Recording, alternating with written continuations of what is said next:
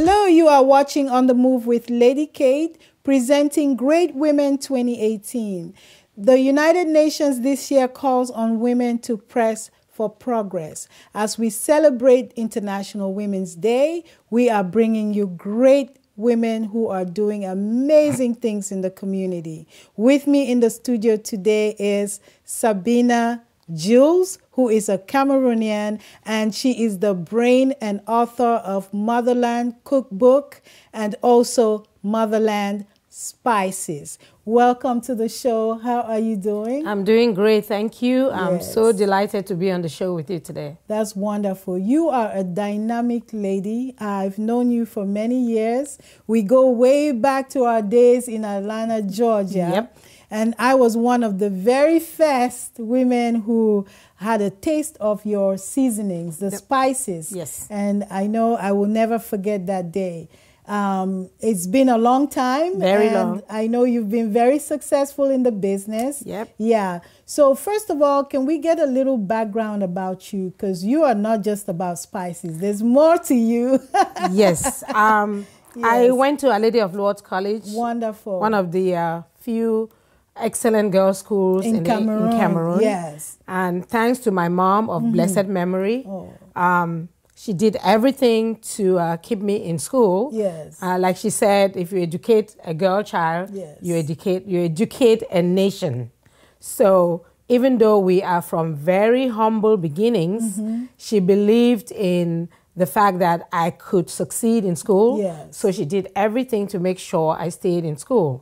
How did she do it? She cooked food and sold food to people as they walked by our street on Ghana Street in Bamenda. Wow. So I learned from her how to cook, and in her honor, the spices, the brand is called Mami Doro Spices. Oh, wow. That is so beautiful. So you learned from your mom. Yes. And how long have you been in the United States? I've been in the United States for a very long time. I came to college in New Jersey. Okay. I studied computer science. Yes. I work as a database administrator, but my passion is cooking. Yeah. And when I say my passion is cooking, it's not only the food, but also what is the relationship between food and wellness? Right. Because like the doctor Hippocrates said, let thy food be thy medicine, let thy medicine be your food. That's right. So if we look at it like that, we can eat right to live well. And when we say eating right, it has to be the food itself and how we cook the food. Right. So now let's talk about the food itself.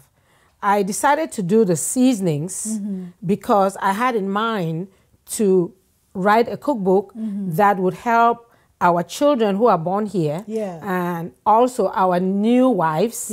When I say new citizens, I'm talking about women married to African men, and we know our men, they want to eat our food and eat good food. That's right. So to help them, I put down the recipes from around the continent. And that's why I call the cookbook the Motherland Cookbook. So in the book, you have recipes from across Africa. Yes. Not just from Cameroon. No. Oh, wonderful. Yes, I have recipes from across the continent, and some areas I just talk generally because the foods will be the same. Yeah. Like from East Africa, typically you have ugali. Yeah. You go down to South Africa, you have pap.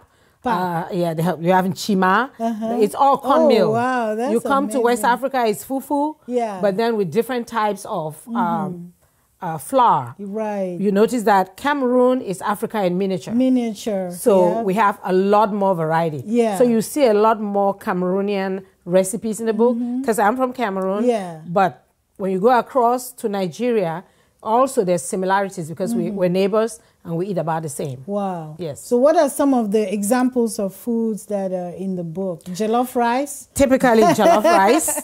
You know, jollof rice comes from West Africa. West Africa, that's and right. we're not going to go into the details of who cooks it best. Yeah. But we all have our different flavors. Yes. And it's all good. Yeah. Then you have typical vegetables like cassava leaf. Yeah. You have potato leaf. And like I told you, the book is not only about the foods, it's also about the nutrients. Right. So I try to emphasize on if you eat potato leaves, what are you getting? Right. If you eat the cassava leaf, what are you getting? The proteins. Then potato leaf is high in vitamins. Yeah. Plus the potato itself high in phytonutrients. Right. Now, when I say go back to your roots, Yes. I talk about the roots, like the potatoes, the carrots, the ginger, Yeah. the beetroots, because those roots contain nutrients that our body needs on a daily basis. Right. The pumpkins and the pumpkin seed. Yeah. The pumpkin actually is a very versatile plant. Very You nutritious. eat the fruits, you eat the seeds, Yeah. and you eat the leaves. Wow. And pumpkin seeds are so nutritious. Yeah. Very nutritious. It's not a surprise that typically in Nigeria, egusi soup is something that Egusi, yeah. is eaten almost every day. Right. It is very, very nutritious. So you go back to your roots, as in the roots. Yeah. The reason I emphasize on roots is because the grains are very high in sugar. Right. And we know that sugar just wreaks havoc in your body.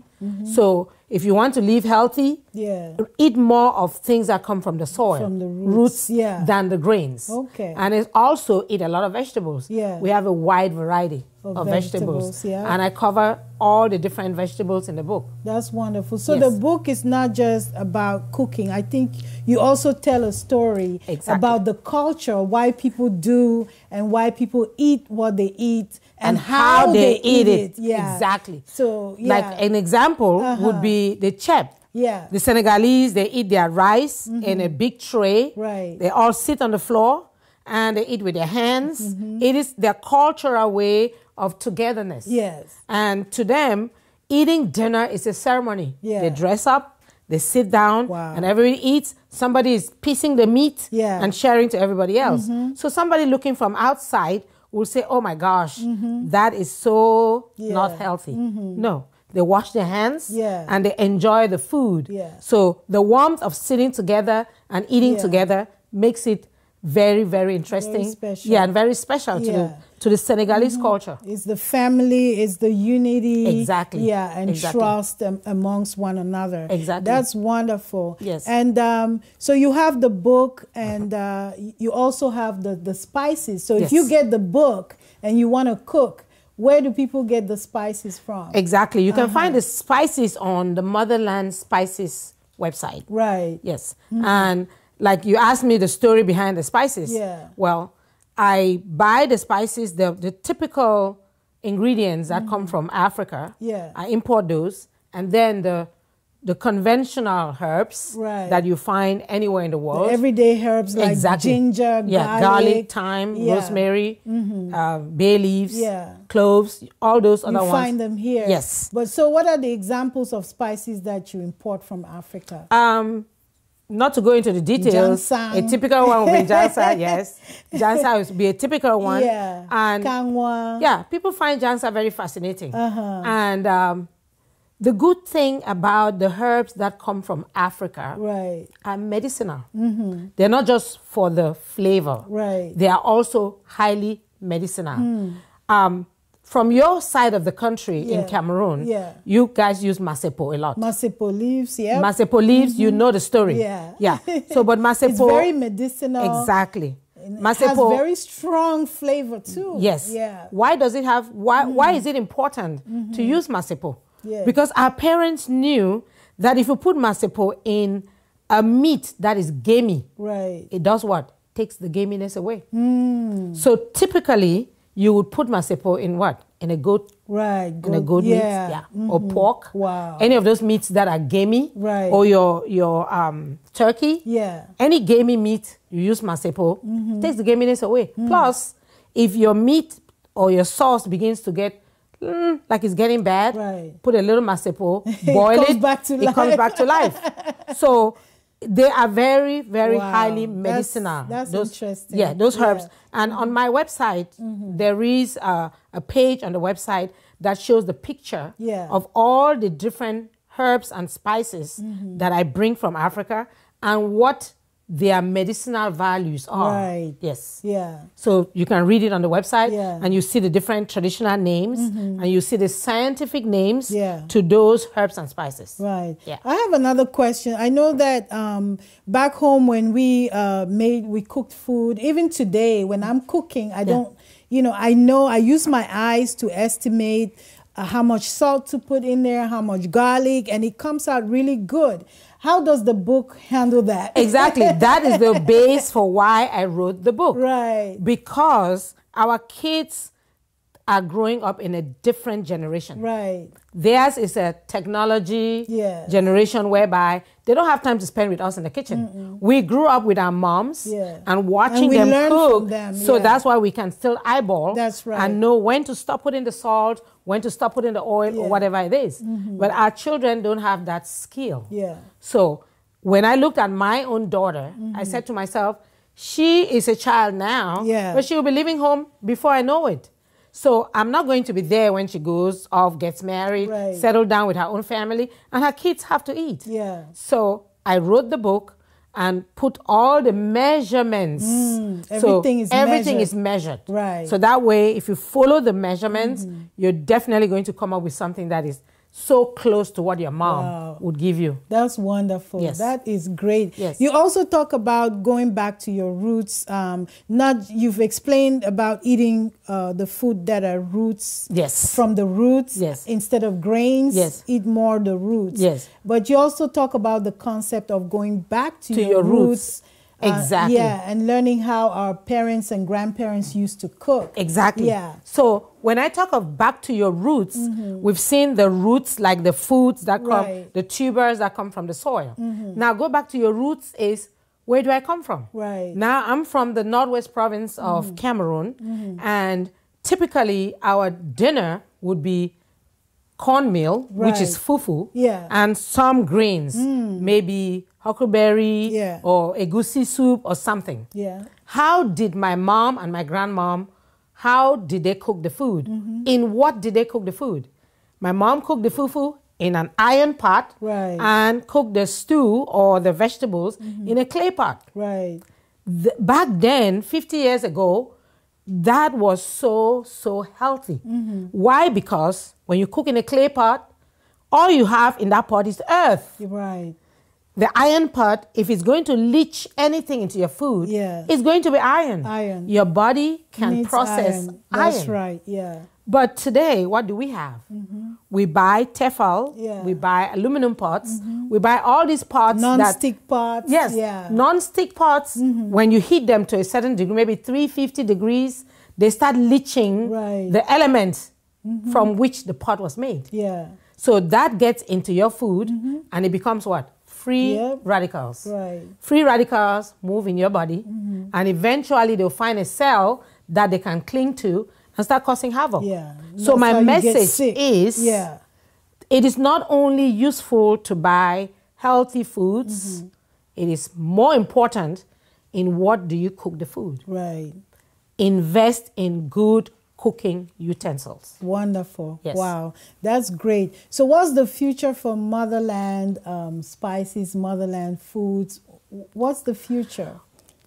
At this time, I'm thinking it would be nice to have some YouTube videos to show, but if I do YouTube videos, I might not be actually reaching out to the young ones that I want to start cultivating the habit of cooking. So if I were to get a cooking class, I could have young children as young as 10 to 15 that actually come to that class and watch. And because learn how to cook. They pick what they want and we cook it together. That sounds like a good place for young kids, boys and girls, to spend their summer. Instead of being in a camp. Like a summer camp for cooking, learning how to cook African food. Wow, that's amazing. Also, we have a lot of our African men and women who are marrying into other cultures. Maybe American or whatever.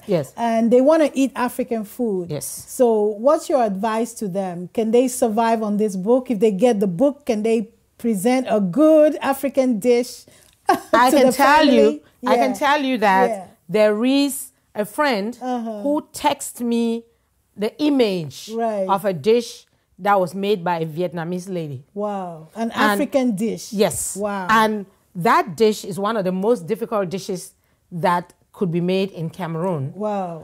That most women really don't like to make it. They don't know how to make What it. was that? Ekwang. Ekwang, okay. It takes time. That's a tough one. But this Vietnamese lady actually succeeded Wow. to follow the recipe Right. and make that dish. Guess what? She got married. She got married to The the guy- Cameroonian yes, man because yes. that's his favorite food. Yes. He said, if this lady can follow the book and make ekwang for Right. me, and ekwang being my best meal, Yes. then this is my wife. Oh my goodness. So if somebody can, from a different culture, can follow and make ekwang, Right. which most Cameroonian women don't even want to think about, then you can see how simple Right. I've made the steps. So you break it down into simple steps Yes. and measurements, Yes. and you can take this book to the store and pick up everything All you the need, ingredients. come home and Yes. prepare. Yes. So my people, no excuses. Yes. Teach your children to cook African food. Yes. Cook African food to your husband, to your wife, and enjoy a good, healthy meal. Yes. Yeah. So any last word for our audience? How can they get the book, and where can they find the spices? They can find the spices on motherlandspices.com. Awesome. They can find the book on amazon.com and barnesandnobles.com. Wonderful. Yes, that that's where you is can find the great. book. So Yes. no more excuses. That's why we celebrate you. You are a great woman. You empower us. You empower the community. And may God bless you, and you continue to reap success for every initiative that you do. Moving from IT to the kitchen, you got it going on. Congratulations. We really appreciate you. Thank you so much. You're welcome. Stay tuned, keep watching, and we will bring you more great women.